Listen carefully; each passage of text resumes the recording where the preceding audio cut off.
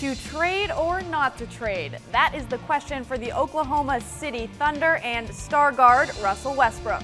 CelticsBlog.com reported Monday the Thunder are still trying to sign Westbrook to a contract extension, but that's looking more and more unlikely, making a trade the next best option. The problem, Westbrook will come with a huge asking price, and many teams won't want to sell the farm to rent a player for just one season. Westbrook's fate will probably remain in limbo for the conceivable future unless the Thunder lowers their trade expectations or another team comes through with a big offer.